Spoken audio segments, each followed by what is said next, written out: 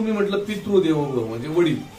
बाप करी जोडी लेकराचे ओढी आपली करवंडी वाळू. वडील मुलांसाठी काय काय करतात मला सांगा. वडील काम करतात, वडील पैसे कमवतात, वडील घर चालवतात. म्हणजे हे सगळं घर त्यांच्यामुळे चालतं. आई त्याला हातभार लावते आणि आपण काय करतो, फक्त आई वडिलांना खर्चात पडतो. मग वडील जर हे सगळं करतात आणि काही काळानंतर वडील जेव्हा वयस्कर होतात तेव्हा ऑटोमॅटिक आपण त्या वडिलांच्या घराचे वारसदार बनतो. त्याने एवढं सगळं जमवलंय, एकाएकी आपण त्याचे मालक बनतो.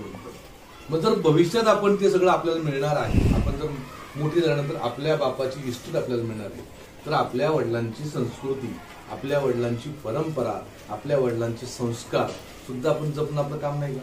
आपलं काम आहे. मग त्यालाही कधी दुःख होणार नाही, त्यालाही कधी वाईट वाटणार नाही, त्यालाही आपल्या मुलाचा कायम अभिमान वाटेल, आपल्या मुलीचा कायम अभिमान वाटेल असं वागणं हे आपलं काम नाही का? तर आहे. म्हणजे जर समजा बघा, आई घरात जातो पाया, आई घरात जातो पाया, वडील कळस त्यावर, जेव्हा खचतो ना पाया कोसळते घर.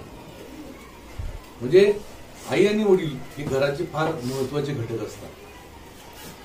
आई हे संस्काराचं विद्यापीठ असते, तर वडील ही अनुभवाची फॅक्टरी असते. आणि या दोघांमुळे आपण लहानाचे मोठे होत असतो.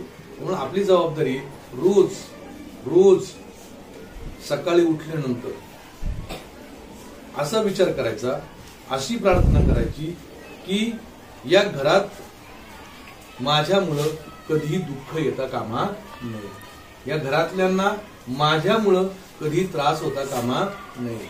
ही एक महत्व.